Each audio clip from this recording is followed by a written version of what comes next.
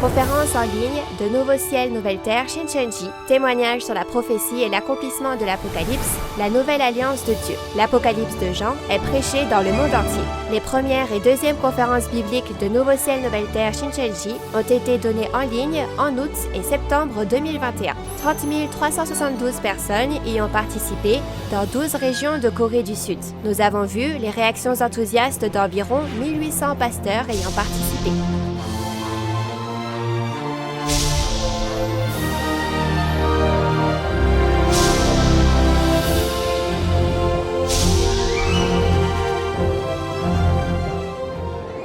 Et enfin, la parole de l'Apocalypse de Jean est ouverte pour la première fois en 2000 ans. Le président et les 12 chefs de tribu de Nouveau Ciel, Nouvelle Terre, Shincheonji vous dévoilent le secret du royaume des cieux de la Nouvelle Alliance, l'Apocalypse de Jean. Tous les lundis et jeudis, du 18 octobre au 27 décembre, les conférences en ligne de Nouveau Ciel, Nouvelle Terre, Shincheonji sont diffusées en direct dans le monde entier. Nous vous invitons à suivre le témoignage sur la prophétie et l'accomplissement de l'Apocalypse, la nouvelle alliance de Dieu. C'est un plaisir de rencontrer la famille de Dieu du monde entier qui assiste à la conférence en ligne de Nouveau Ciel, Nouvelle Terre, Shincheonji, témoignage sur la prophétie et l'accomplissement de l'Apocalypse, la nouvelle alliance de Dieu. Je vous souhaite la bienvenue. Je suis Jae-bong Lee et je serai votre présentateur aujourd'hui. La conférence en ligne de Nouveau Ciel, Nouvelle Terre, Shincheonji, qui a été traduite dans différentes langues et diffusée simultanément dans le monde entier pendant environ 2 mois, depuis octobre dernier, reçoit beaucoup d'attention de la part des pasteurs, des séminaristes et des croyants du monde entier. Les pasteurs de nombreuses églises à travers le monde ont été particulièrement touchés par les paroles de ces conférences, qui témoignent même de la réalité de tous les chapitres de l'Apocalypse et ont fait savoir qu'ils aimeraient prêcher ensemble la parole de l'Apocalypse et deviennent un avec Nouveau Ciel, Nouvelle Terre, Shincheonji en signant un protocole d'entente. Nous tenons à exprimer notre sincère gratitude envers tous ceux qui nous ont accordé tant de soutien et d'intérêt. Avant la conférence, nous allons prier Dieu le Père avec le même cœur.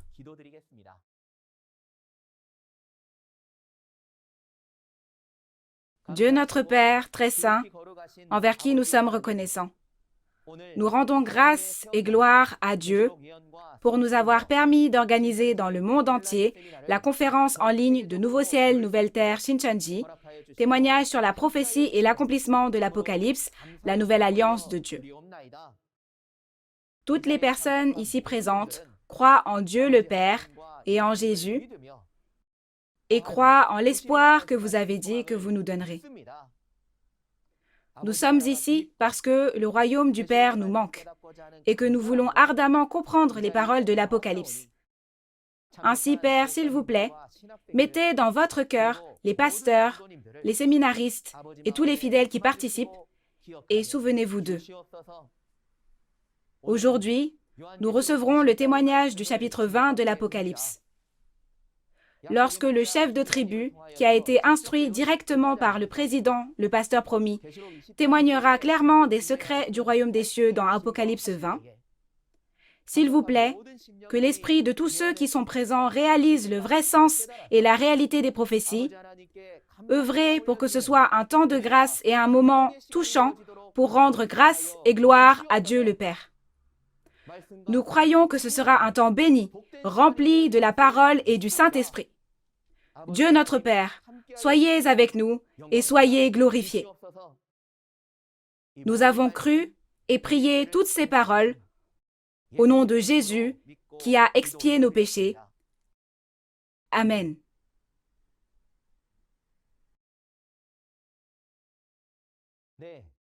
Nous tenons à vous informer que cette conférence en ligne se déroule dans le strict respect des règles de prévention sanitaire et de distanciation sociale.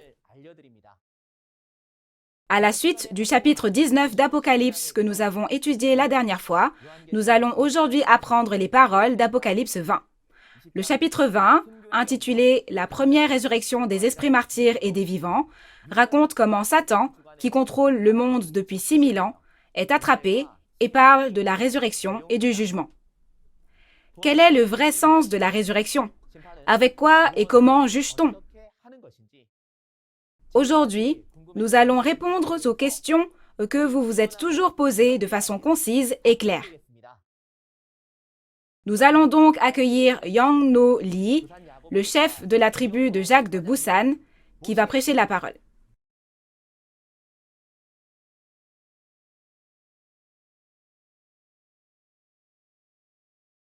Bonjour, comment allez-vous? Bienvenue à tous les pasteurs et fidèles qui assistent à la conférence sur l'Apocalypse de Nouveau Ciel, Nouvelle Terre, Shincheonji. Je suis Yang No Lee, le chef de la tribu de Jacques de Busan, de Nouveau Ciel, Nouvelle Terre, Shincheonji, Église de Jésus, établie au nom de Jacques, disciple de Jésus et fils de Zébédée. À la suite des paroles d'Apocalypse 19 de la dernière fois, la conférence d'aujourd'hui portera sur les paroles d'Apocalypse 20.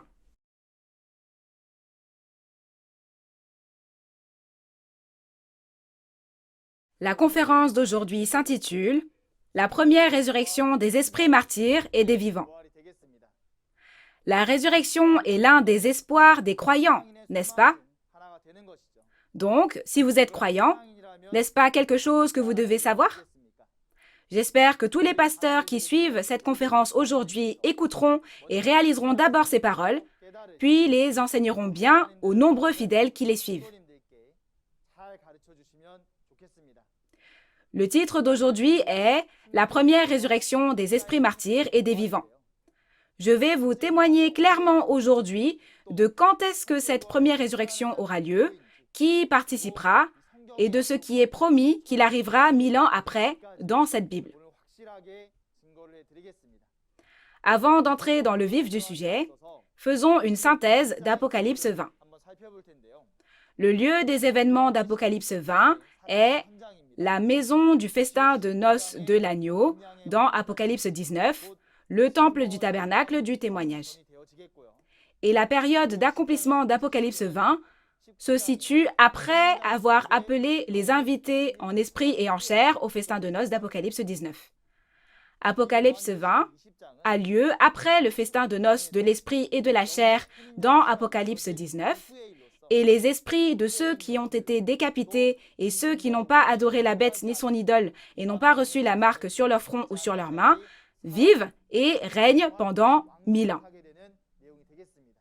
Et comme cela aura lieu dans 1000 ans, il y aura le jugement dernier après 1000 ans, et chacun reçoit soit la vie éternelle, soit le jugement éternel. Regardons ensuite la composition d'Apocalypse 20. Apocalypse 20 est constitué des événements qui auront lieu pendant 1000 ans et des événements qui auront lieu après les 1000 ans. Tout d'abord, que se passera-t-il pendant les 1000 ans? On parle d'abord du dragon emprisonné dans l'abîme, puis de la première résurrection, lorsque l'esprit et la chair ne font plus qu'un. Et les événements qui auront lieu 1000 ans plus tard sont le jugement des esprits, où les morts sont jugés selon les œuvres, d'après ce qui est écrit dans les livres, et le jugement dernier, où l'on reçoit soit la vie éternelle, soit le châtiment éternel. Ainsi, en allant jusqu'au jugement 1000 ans plus tard, le chapitre 20 de l'Apocalypse est le chapitre où il y a le dernier contenu dans lequel les événements de l'Apocalypse prennent complètement fin. Maintenant, entrons dans le vif du sujet et les versets 1 à 3 parleront du dragon enfermé dans l'abîme. Lisons d'abord le verset 1. Puis je vis descendre du ciel un ange qui avait la clé de l'abîme et une grande chaîne dans sa main. Lorsque nous regardons les paroles du verset 1, il est écrit « Puis je vis ». Cela veut dire qu'il y a une entité appelée « je » qui voit un ange descendre du ciel avec la clé de l'abîme et une grande chaîne, n'est-ce pas? Qui est ce « je » ? Vous devez avoir déjà appris à maintes reprises qui est ce « je » qui a vu et entendu sur les lieux des événements de chaque chapitre de l'Apocalypse. Tout d'abord, c'est le disciple, l'apôtre Jean, d'il y a 2000 ans, quand l'Apocalypse a été écrite. Le disciple Jean a écrit la prophétie qu'il a vue dans une vision, mais n'a pas vu la réalité de la prophétie s'accomplir, n'est-ce pas? Ainsi, lorsque cette prophétie s'est accomplie, ce n'est pas le disciple, l'apôtre Jean d'il y a 2000 ans, Mais il y a quelqu'un qui a tout vu et entendu directement sur les lieux des événements où la prophétie de l'Apocalypse s'est accomplie, comme dans Apocalypse 1, verset 2 et Apocalypse 22, versets 8 et 16, et c'est Nouveau Jean. Les prophéties faites à travers les prophètes de l'Ancien Testament se sont toutes accomplies au premier avènement, n'est-ce pas? De plus, ce que Jésus a prophétisé dans le Nouveau Testament s'accomplit aujourd'hui lors du second avènement. Lorsque cet apocalypse du Nouveau Testament s'accomplit, le nouveau Jean, qui a vu et entendu toutes les réalités accomplies sur place, est le pasteur promis du Nouveau Testament qui témoigne de l'accomplissement physique et de la réalité de l'Apocalypse qu'il a vu et entendu en tant que messager de Jésus. Parlons de la clé de l'abîme et de la chaîne que l'ange a apportée. Tout d'abord, regardons la clé de l'abîme. Si vous regardez le mot « abîme », en caractère chinois, cela signifie « gouffre sans fond ». Ainsi, cela fait référence à l'abîme, soit l'enfer. L'abîme et l'enfer font référence à l'endroit où se trouve Satan. Donc cette clé de l'abîme, avant de savoir cela, nous devons connaître la clé. Pour vous parler de la signification de la clé, il existe différentes expressions de la clé dans la Bible. La clé du royaume des cieux, la clé de la connaissance, la clé de David. Tout comme une clé est un outil pour ouvrir quelque chose, dans la Bible, les secrets du royaume des cieux sont cachés en paraboles. Donc, pour la clé du royaume des cieux, la sagesse pour percer les secrets cachés du royaume des cieux ne serait-elle pas la clé du royaume des cieux? À l'inverse, pour la clé de l'abîme, c'est la clé de l'enfer. C'est-à-dire que la sagesse qui consiste à connaître les secrets de Satan devient la clé de l'abîme. Avec cette clé de l'abîme, on peut attraper et emprisonner Satan ou le libérer. Dans Apocalypse 1, verset 18, le Fils de l'homme, Jésus, a la clé de la mort et du séjour des morts.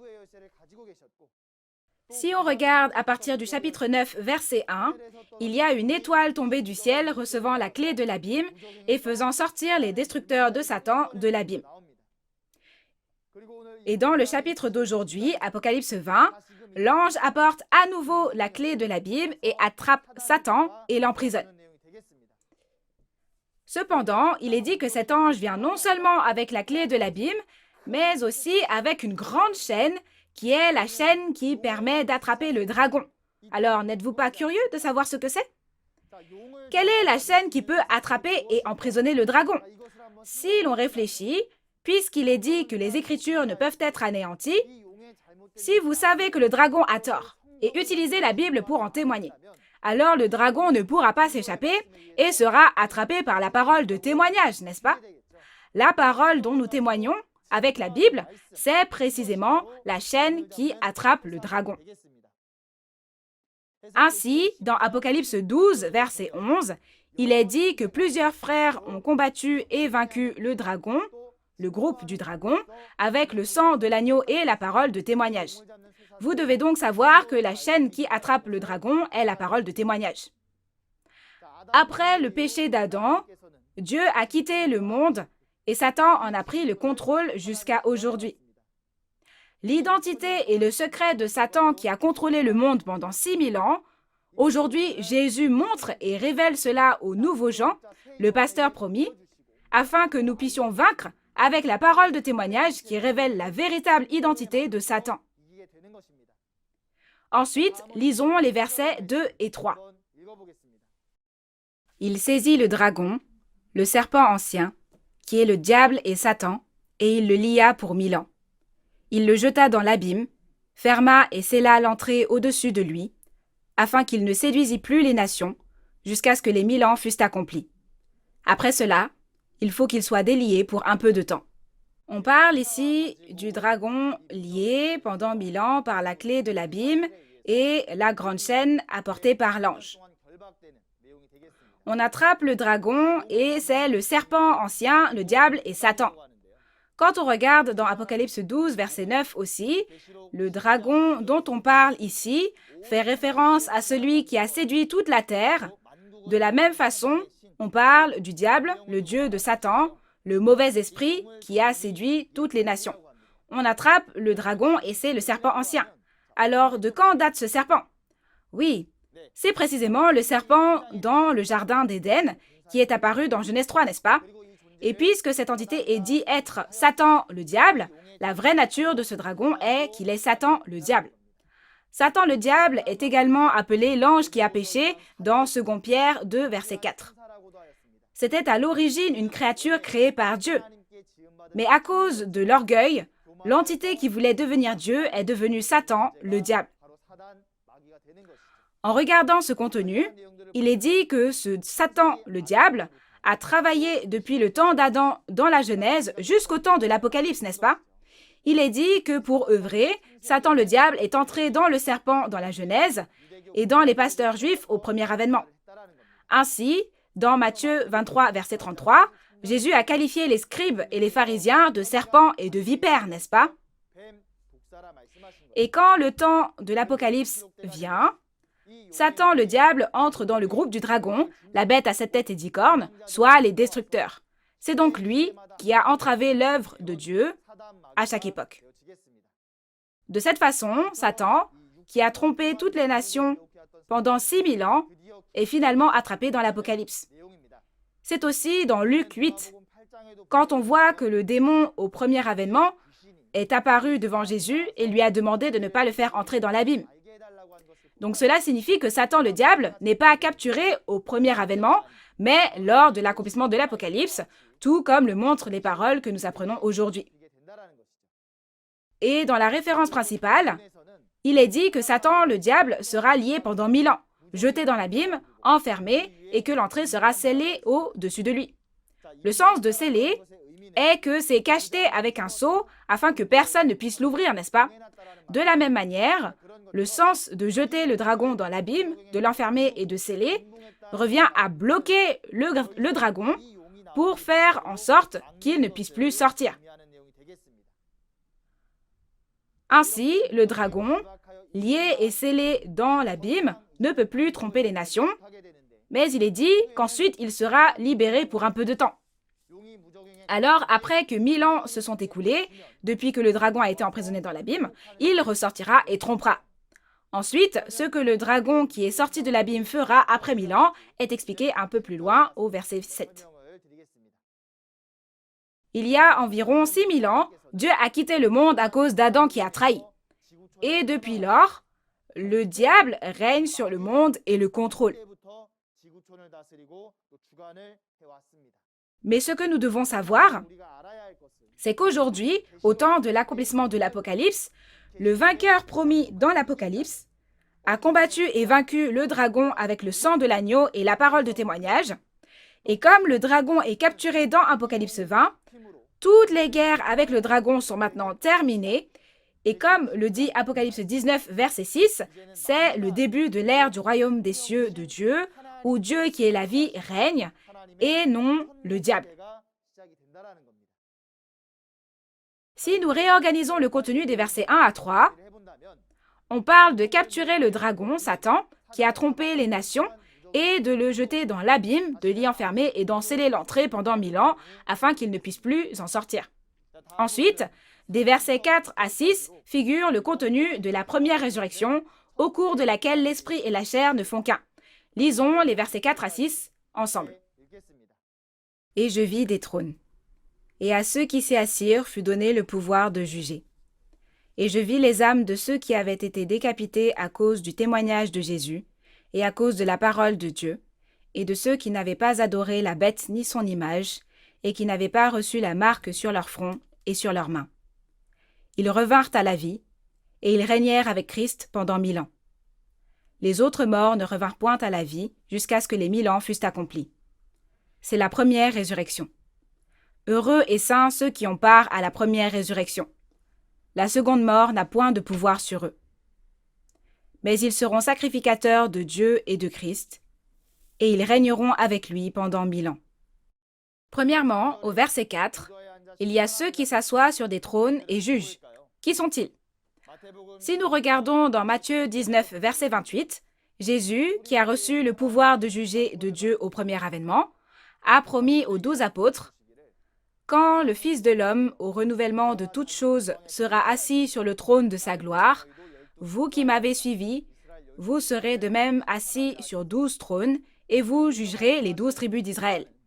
Les trônes mentionnés ici sont les trônes des 12 tribus de la nouvelle Israël spirituelle, comme on le voit dans Apocalypse 7, qui est créé lorsque le monde est renouvelé, c'est-à-dire lors de l'accomplissement de l'Apocalypse.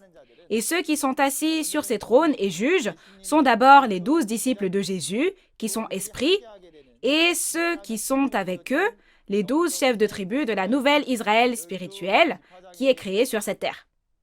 Et ce sont tous ceux qui sont assis dans l'organisation du trône de Dieu, en chair et en esprit, comme on le voit dans Apocalypse 4.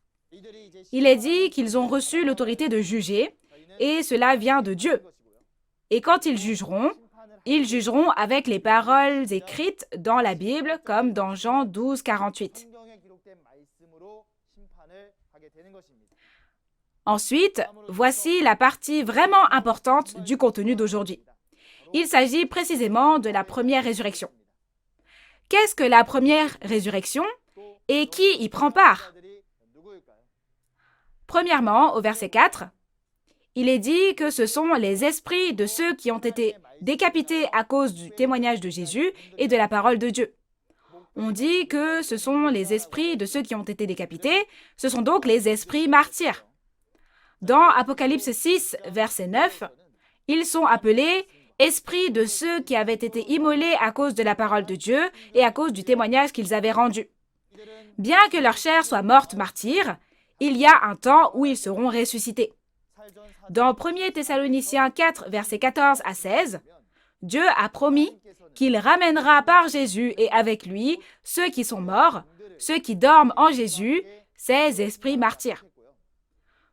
Ce sont ceux dans Apocalypse 19 que l'on a vu la dernière fois, qui sont exprimés comme étant des oiseaux invités à la maison du festin de noces de l'agneau. Dans la Bible, l'oiseau en parabole fait référence à l'esprit, n'est-ce pas?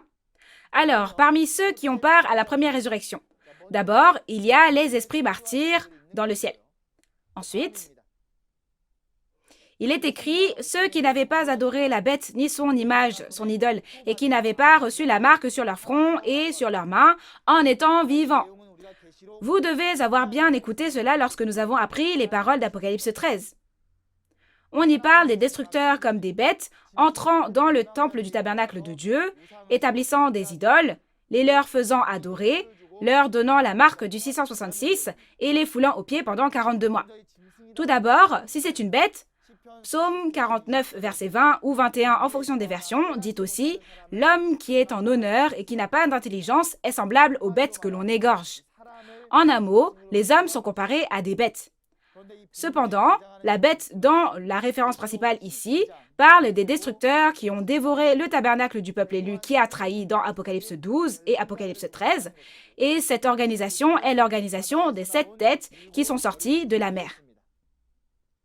Ce sont les 7 pasteurs du centre d'éducation des intendants qui ont dévoré le temple du tabernacle au chapitre 13. Viennent ensuite les idoles. Dans Habakkuk 2, verset 18, il est dit qu'un faux enseignant est une idole. Donc, le faux prophète, comme ce faux enseignant, est l'idole. La réalité des idoles mentionnées dans la référence principale ici est l'idole que les fidèles du tabernacle adoraient dans Apocalypse 13, versets 14 et 15, et la réalité en est les 17 évangélistes du temple du tabernacle, n'est-ce pas? Ensuite, il y a la marque de la bête, et cette marque était la marque du 666. Et la réalité du 666 est la bête qui est montée de la terre, comme on le voit dans Apocalypse 13, verset 11, et son pseudonyme est Monsieur le Serpent. De plus, l'expression 666 se référait à la fausse vérité de Satan. Au final, ce sont les entités de Satan qui ont détruit le temple du tabernacle au temps de l'Apocalypse, et ce sont les points que nous avons vérifiés, un par un, lorsque nous avons reçu le témoignage d'Apocalypse 13. Alors, on parle de ceux qui n'ont pas adoré la bête ni son image, son idole, et n'ont pas reçu la marque, et qui sont vivants. Qui sont ceux qui sont vivants? Ce que nous appelons la mort, peut-être la mort physique ou la mort spirituelle. Dans Apocalypse 6, le peuple élu du temple du tabernacle qui a trahi a été chassé dans les cavernes, les montagnes et les rochers des païens. Et dans les chapitres 8 et 9, leurs esprits sont tués tiers par tiers. De cette façon, dans les chapitres 8 et 9, lorsque les esprits ont été tués tiers par tiers, ce sont ceux qui ont survécu sans que leur esprit ne soit tué à ce moment-là. Ces personnes deviennent ceux qui vainquent la bête, son idole et le nombre de son nom dans le tabernacle du ciel dans Apocalypse 12 et 13, et ils sont les vainqueurs qui sont sortis pour venir au temple du tabernacle du témoignage dans Apocalypse 15. Si on regarde aussi dans Apocalypse 14 et 7, ce sont ceux qui ont été moissonnés et scellés après la trahison et la destruction, soit les 12 tribus de la nouvelle Israël spirituelle. De cette façon, si nous réorganisons qui participera à la première résurrection, alors que les 7 étoiles, les 7 messagers trahissent dans ce temple du tabernacle appelé ciel, les destructeurs comme des bêtes montent de la mer et les faux pasteurs envahissent le tabernacle. Et quand cette personne, qui est appelée la bête de la terre, a établi des idoles, les 17 faux enseignants, et a donné la marque du 666 sur le front et la main, ceux qui, à ce moment-là, n'ont pas adoré les idoles et n'ont pas reçu la marque sur leur front ou leur main, les ont combattus et vaincus et ont survécu sont les vainqueurs, rassemblés dans le temple du tabernacle du témoignage dans Apocalypse 15. Les vainqueurs rassemblés dans le temple du tabernacle du témoignage dans Apocalypse 15 sont revêtus des esprits martyrs et deviennent un avec eux. C'est comme ça que ça se passe, n'est-ce pas? Cela signifie qu'ils sont revêtus des esprits martyrs et deviennent un, afin que leur chair ne meure pas, qu'ils vivent et participent à la première résurrection avec Jésus et qu'ils vivront 1000 ans. Les entités qui participent à la première résurrection sont donc des esprits et des chairs. Premièrement, les esprits des morts sont les martyrs, n'est-ce pas?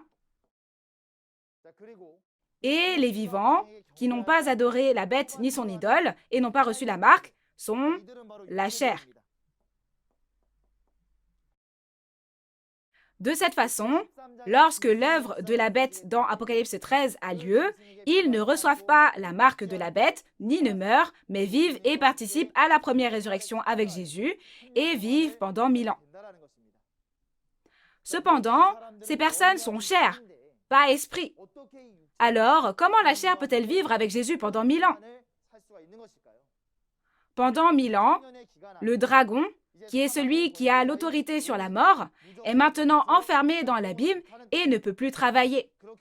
Pour cette raison, cette période qui dure 1000 ans est une période pendant laquelle les personnes vivent et travaillent sans mourir. Ce à quoi nous devons penser, c'est qu'en espérant ce temps, les martyrs ont traversé toutes sortes d'épreuves et ont même subi le martyre, n'est-ce pas?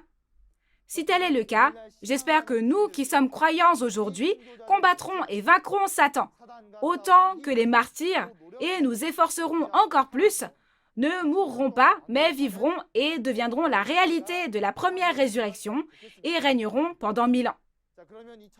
Alors, je vais vous dire plus sur la première résurrection à travers la Bible. Si vous regardez les paroles de Jean 11, versets 25 et 26, Jésus a dit « Je suis la résurrection et la vie. Celui qui croit en moi vivra, quand même il serait mort. Et quiconque vit et croit en moi ne mourra jamais. » C'est la promesse de la résurrection et de la vie éternelle. Et l'apôtre Paul aussi explique bien la résurrection des morts et la transformation des vivants dans 1 Corinthiens 15.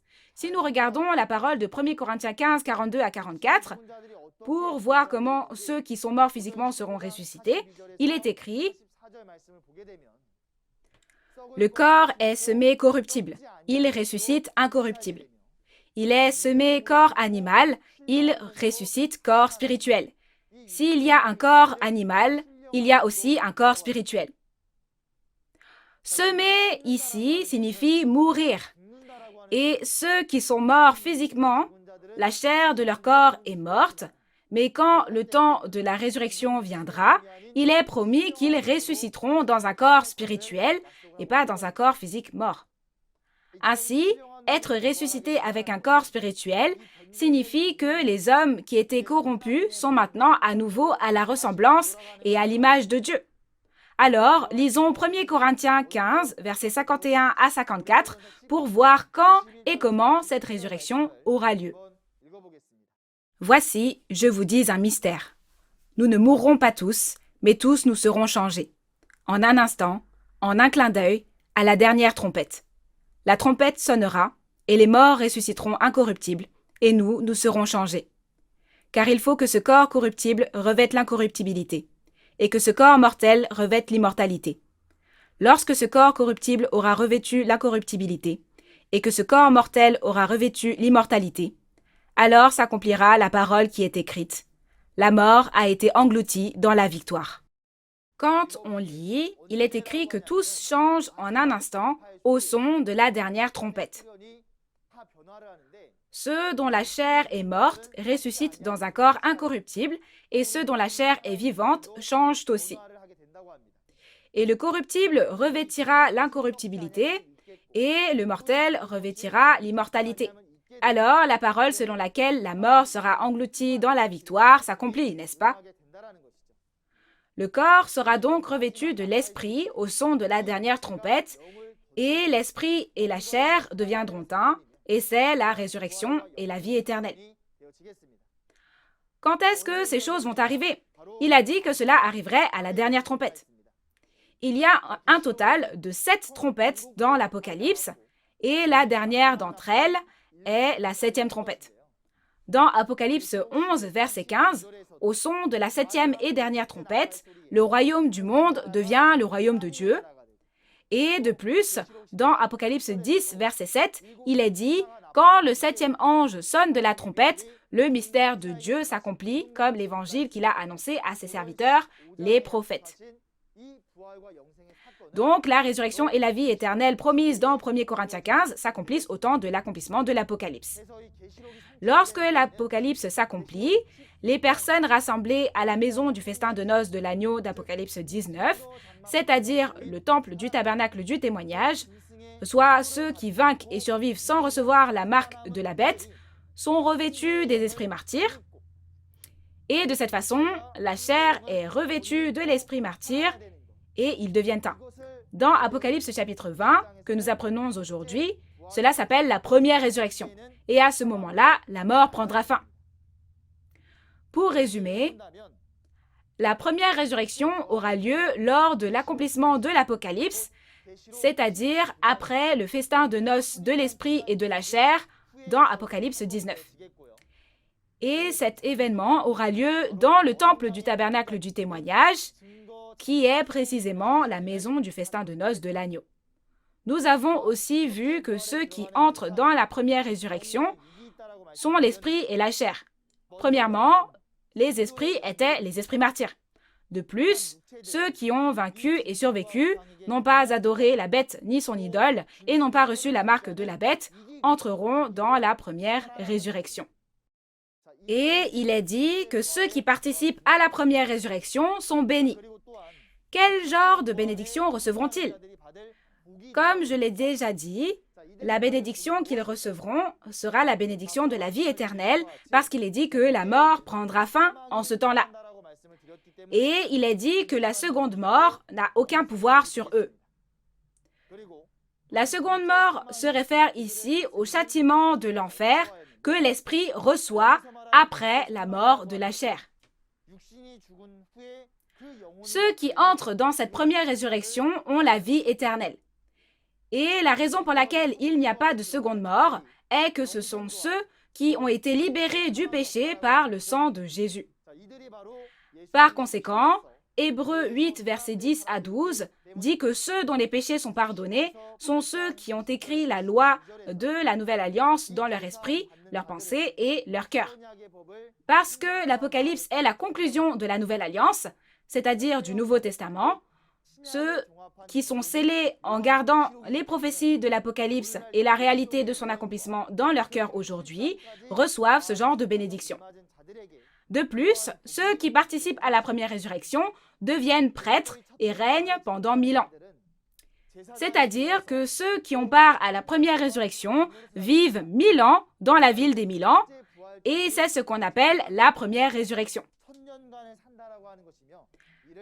Puisqu'il n'y a pas de dragon, le diable, celui qui a l'autorité sur la mort dans la ville des 1000 ans, il n'y a pas de mort et ils peuvent vivre 1000 ans sans mourir en épousant l'esprit martyr.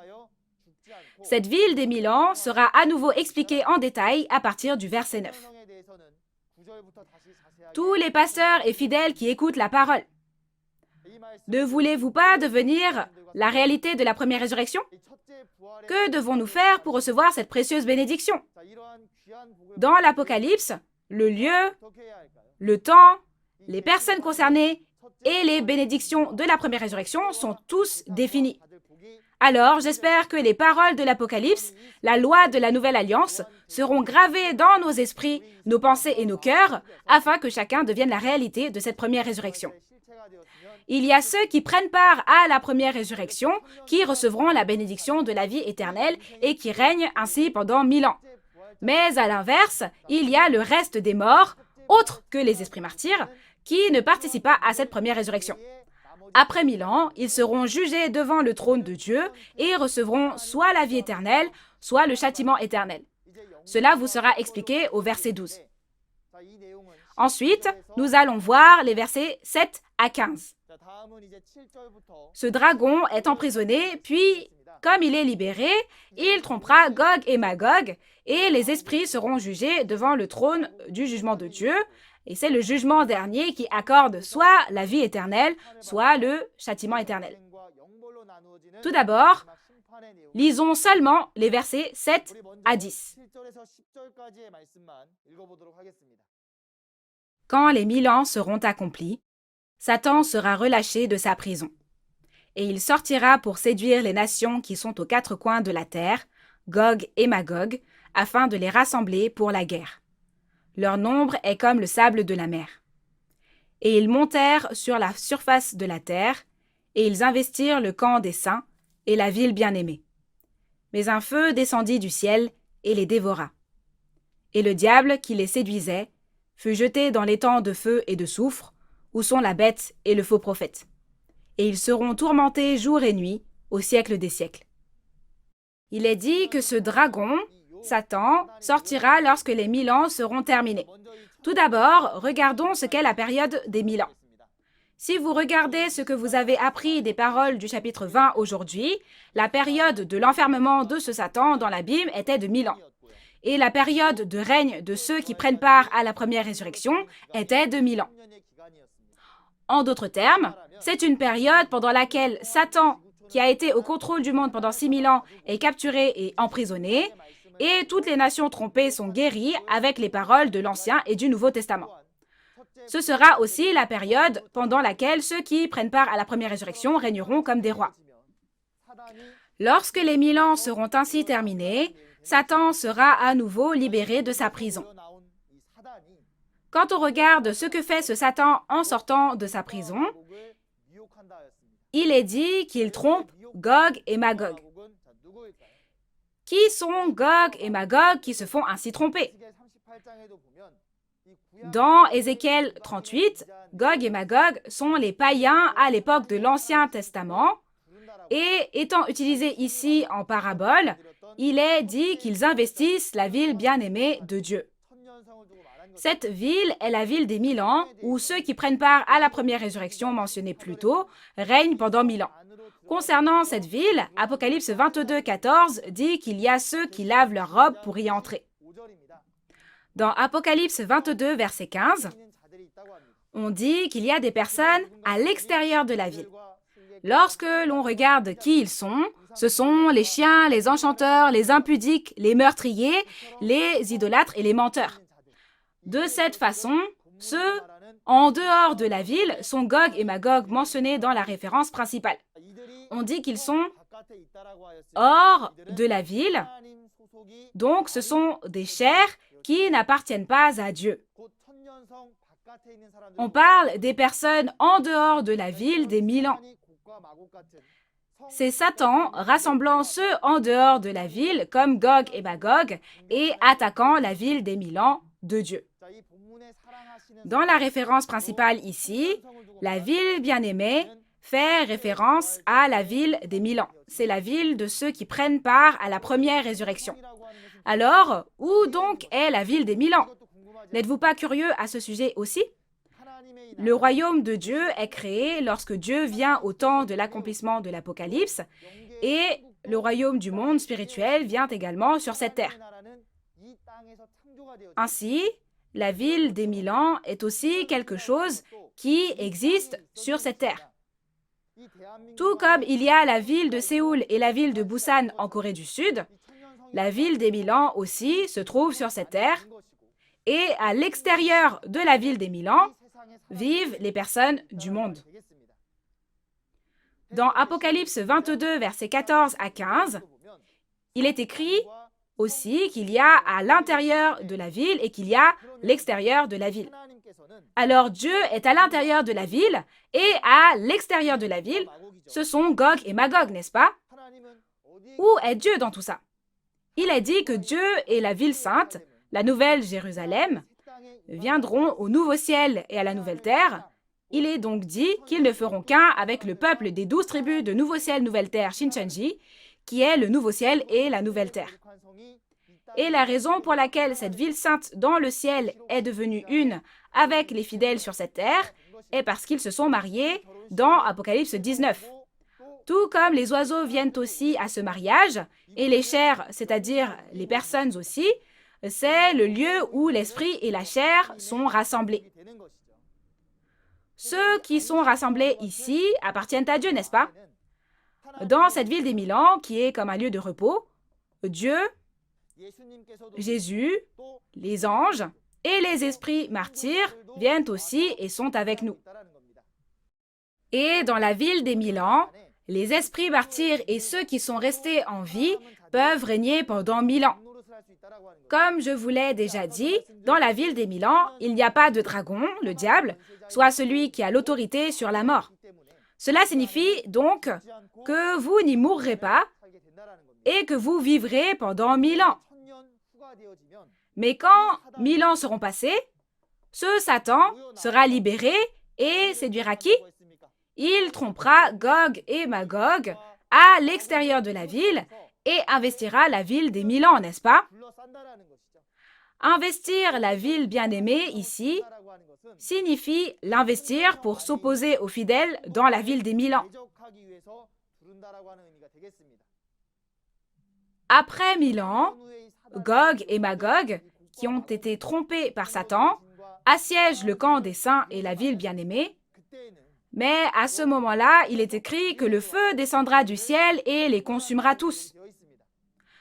Par conséquent, la chair comme Gog et Magog qui a été trompée par le diable, c'est-à-dire tous ceux en dehors de la ville, seront jugés par le feu de cette façon. Non seulement cela, mais ce diable qui a trompé est aussi jeté dans l'étang de feu et de soufre, où se trouvent la bête et le faux prophète, et il sera tourmenté au siècle des siècles. Dans Apocalypse 20, verset 14, l'endroit appelé l'étang de feu et de soufre, où le diable entre, est décrit comme la seconde mort. Nous avions vu que la seconde mort est le châtiment de l'enfer que l'esprit reçoit après la mort de la chair. Ainsi, il est dit qu'après les 1000 ans, Gog et Magog qui sont hors de la ville seront également jugés, ainsi que le diable qui les a trompés. Alors, qu'arrivera-t-il aux habitants de la ville des 1000 ans? Ceux qui sont dans la ville des 1000 ans ne seront pas trompés par Satan ni détruits.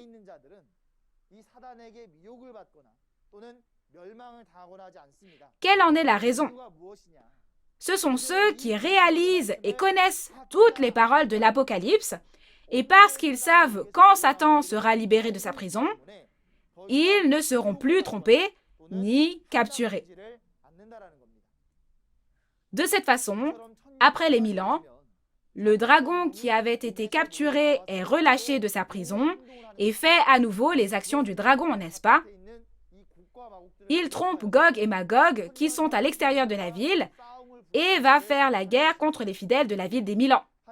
Cependant, en raison du jugement de Dieu, le feu descendra du ciel et Gog et Magog qui ont été trompés, ainsi que le diable qui les a trompés, tous seront jugés.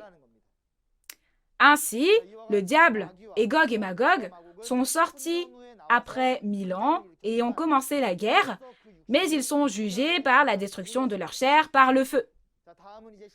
Ce qui suit est le contenu des versets 11 à 15. Maintenant, même le diable a été jugé et a disparu, et après que les chairs de Gog et Magog sont toutes jugées, meurent et disparaissent, il y a le jugement des esprits. Nous devons savoir que le jugement dans ce chapitre est différent du jugement de la chair, comme dans Apocalypse 6 et 16 et Apocalypse 18, où le peuple élu qui a trahi et les destructeurs ont été jugés. Lisons les versets 11 à 15. Puis je vis un grand trône blanc et celui qui était assis dessus. La terre et le ciel s'enfuirent devant sa face, et il ne fut plus trouvé de place pour eux. Et je vis les morts, les grands et les petits, qui se tenaient devant le trône. Des livres furent ouverts, et un autre livre fut ouvert, celui qui est le livre de vie. Et les morts furent jugés selon leurs œuvres, d'après ce qui était écrit dans ces livres. La mer rendit les morts qui étaient en elle, la mort et le séjour des morts rendirent les morts qui étaient en eux. Et chacun fut jugé selon ses œuvres.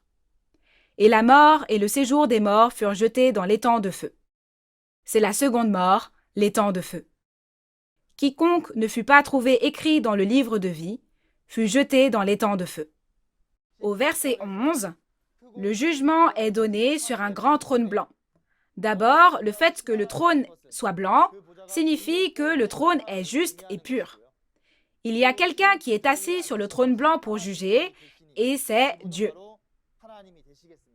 Ainsi, les morts, les grands et les petits, devant le trône de Dieu, furent jugés selon leurs œuvres, d'après ce qui était écrit dans les livres et dans le livre de vie. Les morts qui sont jugés ici sont les esprits de tous ceux qui sont morts dans la chair depuis la création du monde. Et il est dit qu'il y a des livres qui sont ouverts pour juger ces morts. Comme dans Daniel 7, verset 10, les livres qui sont ouverts lorsque le jugement est rendu, cela signifie que le jugement sera rendu sur la base des 66 livres de la Bible, la loi du royaume des cieux, la parole de Dieu. Et il y a un autre livre appelé le livre de vie. Vous devez avoir déjà bien appris concernant ce livre de vie grâce aux conférences précédentes. Lorsque vous regardez les paroles d'Apocalypse 3, versets 12 et 21, il est écrit « Dieu et Jésus et le royaume des cieux du monde spirituel viendront à celui qui vaincra, et celui qui vaincra s'assiera avec Jésus sur son trône. » Le ciel où se trouve Dieu est venu à l'endroit où se trouve le vainqueur. Ainsi, l'endroit où se trouve le vainqueur est le ciel, soit le royaume de Dieu, le royaume des cieux, n'est-ce pas? C'est précisément le temple du tabernacle du témoignage d'Apocalypse 15, verset 5, où se trouve le vainqueur et sur lequel est venu le royaume des cieux du monde spirituel. Et écrire mon nom dans le registre de l'Église dirigée par le vainqueur, c'est écrire mon nom dans le livre de vie. Ceux dont le nom est écrit dans le livre de vie entreront dans la ville sainte où Dieu demeure, mais ceux dont le nom n'est pas écrit dans le livre de vie seront jugés comme au verset 15. Après 1000 ans, lorsque ces paroles seront accomplies, ceux qui sont morts devant le trône de Dieu seront jugés selon leurs œuvres, selon le contenu écrit dans la Bible.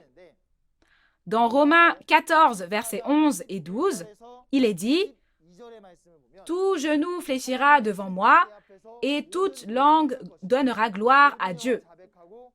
Ainsi, chacun de nous rendra compte à Dieu pour lui-même. » De cette façon, quand le temps du jugement dernier viendra, toutes nos actions seront révélées devant Dieu, et nous serons jugés d'après ce qui est écrit dans les livres selon nos actions.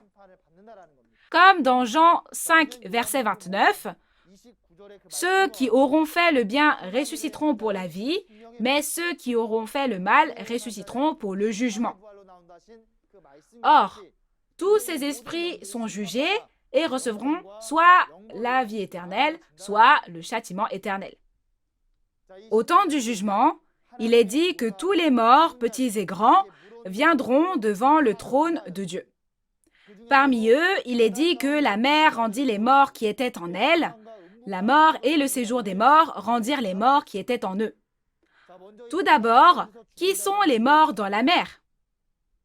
Dans Daniel 7, versets 3 et 17, puisque la mort est dite être le monde, c'est rendre les morts dans le monde comme la mer, et les morts de la mort et du séjour des morts. Quand on regarde dans Hébreux 2, verset 14, cela signifie que même les morts qui appartiennent à ce Satan, qui a l'autorité sur la mort, seront rendus.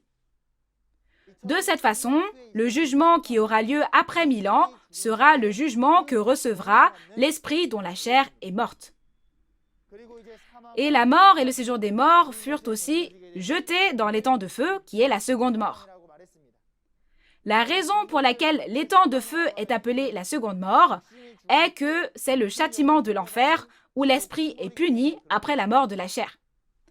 On dit que non seulement les livres, mais aussi le livre de vie ont été ouverts lors de ce jugement dernier. Tous ceux dont le nom n'est pas écrit dans le livre de vie iront dans l'étang de feu, appelé la seconde mort. Ainsi, après 1000 ans, il y a le jugement dernier de Dieu, et Gog et Magog, en dehors de cette ville des 1000 ans, seront consumés par le feu, et Satan sera jeté dans l'étang de feu et de soufre, et les morts seront jugés avec ces paroles de la Bible et avec le livre de vie selon leurs œuvres, et même la mort et le séjour des morts seront jetés dans l'étang de feu. Si cela se produit, Satan et la mort disparaîtront, alors ne restera que la vie éternelle. Aujourd'hui, nous avons vu le chapitre 20 de l'Apocalypse. Depuis le fait d'attraper le dragon et de la première résurrection, qui sont des événements qui ont lieu pendant les 1000 ans, jusqu'au jour du jugement qui aura lieu après les 1000 ans. Chers auditeurs, l'Apocalypse était caché comme un secret que personne ne connaissait avant d'être accompli. Mais quand elle s'accomplit, la réalité apparaît, donc personne ne peut mentir. Ainsi, si vous ajoutez ou retranchez à l'Apocalypse, vous ne pouvez pas aller au royaume des cieux, mais si vous réalisez cet Apocalypse et y croyez, vous pouvez aller au royaume des cieux. Tout d'abord, j'espère que les pasteurs de toutes les églises entendront et réaliseront ces paroles et les enseigneront bien aux fidèles. Je vais résumer le contenu de la référence principale d'aujourd'hui et donner une conclusion. Aujourd'hui, lorsque l'Apocalypse est accompli, le dragon qui a l'autorité sur la mort et qui a trompé toutes les nations pendant 6000 ans est capturé et emprisonné dans l'abîme et scellé pour 1000 ans, de sorte que le diable ne peut plus tromper. Et maintenant, l'ère du royaume des cieux de Dieu, où Dieu qui est la vie règne, commence. Dans le chapitre 20 de l'Apocalypse que nous avons appris aujourd'hui, dans le monde des 1000 ans, il y avait l'intérieur et l'extérieur de la ville. Et il y avait ceux qui sont entrés dans la première résurrection. Ceux qui prennent part à la première résurrection étaient les esprits martyrs. Et, en tant que chair, ce sont ceux qui ne recevront pas la marque de la bête, les chairs qui appartiennent à Dieu, soit les 12 tribus qui ont reçu le sceau de Dieu. Ils deviennent un et vivent pendant 1000 ans, n'est-ce pas? Et après les 1000 ans, le jugement de Gog et Magog et des esprits de ceux dont la chair est morte aura lieu. Cette ville des 1000 ans sera le royaume des prêtres qui prennent part à la première résurrection et régnera sur le monde pendant 1000 ans. L'espérance de la foi, c'est le royaume des cieux et la vie éternelle. Cependant, ce royaume des cieux et la vie éternelle ne sont pas simplement obtenus comme ça. Mais tout comme les paroles que nous avons apprises aujourd'hui, nous croyons que ceux qui réalisent, croient et tiennent cette promesse écrite dans la Bible, la gardent et la mettent en pratique, comme ceux qui prennent part à la première résurrection, sont ceux qui obtiendront le royaume des cieux et la vie éternelle. Aujourd'hui, nous avons vu les paroles d'Apocalypse 20. La prophétie de l'Apocalypse, la nouvelle alliance de Dieu et son accomplissement sont témoignés au monde entier aujourd'hui à travers le pasteur promis de Nouveau Ciel, Nouvelle Terre, Shincheonji, qui a vu et entendu tous les chapitres de l'Apocalypse et les 12 chefs de tribu de Nouveau Ciel, Nouvelle Terre, Shincheonji. Jusqu'à présent, de nombreux pasteurs du monde entier ont demandé à signer un protocole d'entente avec Nouveau Ciel, Nouvelle Terre, Shincheonji pour apprendre cette parole plus en détail. Si nous réalisons et croyons aux paroles de cet apocalypse qui se sont accomplies aujourd'hui, nous deviendrons un en Dieu. Tous les pasteurs qui ont assisté aux conférences. Maintenant, j'espère que nous pourrons devenir un en notre Dieu, en Jésus et dans la parole, transcendant les frontières nationales, les ethnies et les religions. La parole d'aujourd'hui est terminée et nous allons clamer avec force encore aujourd'hui. Nous sommes un. We are one. Merci beaucoup d'avoir écouté jusqu'à la fin. Nous allons prier un instant et nous aurons terminé. Dieu notre Père, le Créateur, envers qui nous sommes reconnaissants. Nous vous remercions sincèrement pour votre grand amour et votre grâce. Nous rendons infiniment grâce à Dieu parce que la prophétie de l'Apocalypse que Dieu a promise s'accomplit aujourd'hui sur cette terre et que sa réalité est révélée. Nous sommes également reconnaissants envers le pasteur promis de Nouveau Ciel, Nouvelle Terre, Shincheonji et les 12 chefs de tribu qui témoignent aujourd'hui de cet accomplissement de l'Apocalypse de la Nouvelle Alliance, afin que tous les peuples de la terre puissent l'entendre. De nombreux pasteurs et membres d'églises du monde entier sont venus devant cette parole aujourd'hui encore pour entendre cette parole. Dieu le Père qui a guidé leur cœur et leurs pas, nous vous remercions sincèrement. Dans le passé, lorsque nous ne connaissions pas Dieu ni cette parole, nous ne pouvions pas devenir un avec l'autre et il y avait des querelles et des conflits. Mais il y a un seul Dieu et il n'y a qu'une seule Bible.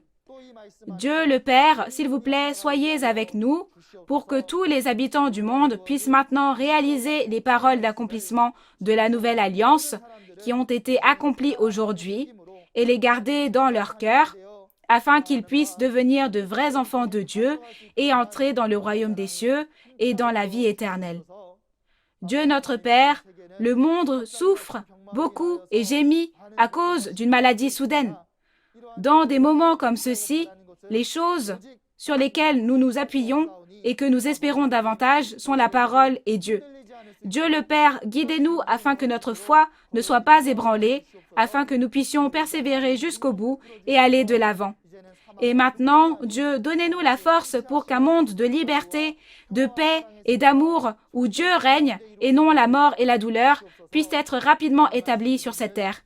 Dieu notre Père, s'il vous plaît, soyez avec nous afin que nous puissions tous utiliser cette parole comme un moyen d'entrer dans le royaume des cieux et la vie éternelle en donnant grâce et en touchant le cœur de chacun de ceux qui entendent la parole aujourd'hui. Aujourd'hui encore, nous vous rendons grâce et gloire d'avoir été avec nous et de nous avoir guidés à travers ce temps. Nous croyons sincèrement et prions toutes ces paroles au nom de notre Sauveur Jésus-Christ qui vit et œuvre. Amen. Merci.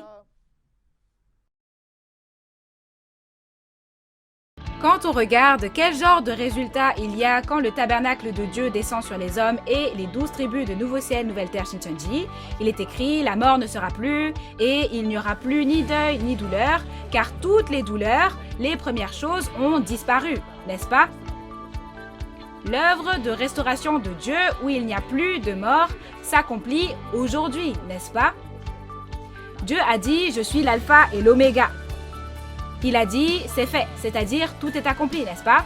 Cela signifie Dieu prophétise et accomplit.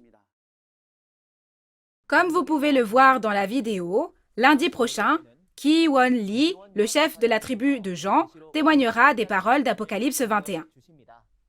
Ce sera à 10h du matin, comme aujourd'hui. Il reste maintenant 2 chapitres de l'Apocalypse. Je prie pour que vous participiez jusqu'à la fin et que vous réalisiez la vraie volonté de Dieu contenue dans l'Apocalypse. Comment était la parole aujourd'hui?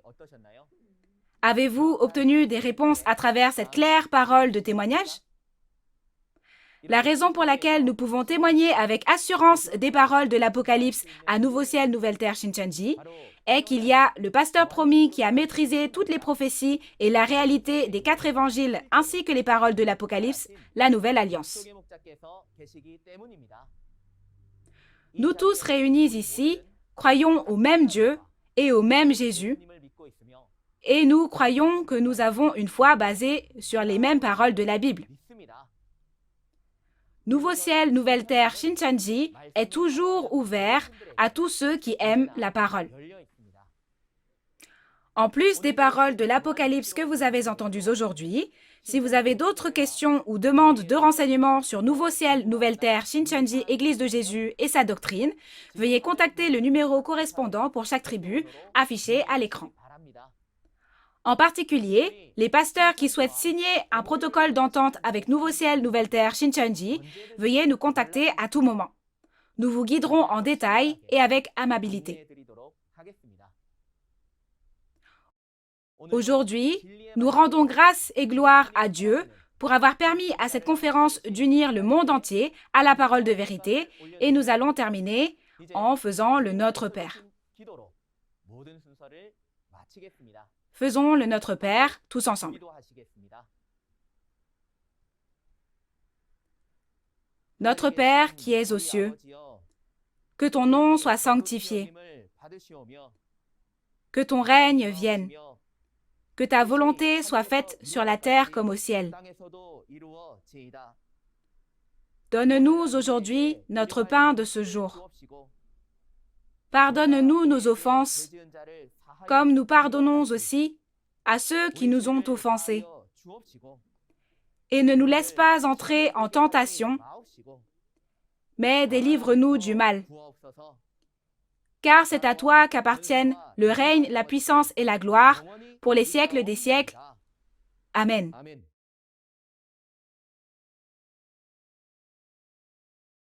Ceci conclut la conférence en ligne de Nouveau Ciel, Nouvelle Terre, Shincheonji, témoignage sur la prophétie et l'accomplissement de l'Apocalypse, la nouvelle alliance de Dieu. Nous remercions sincèrement tous ceux qui ont rendu cet événement possible en étant avec nous.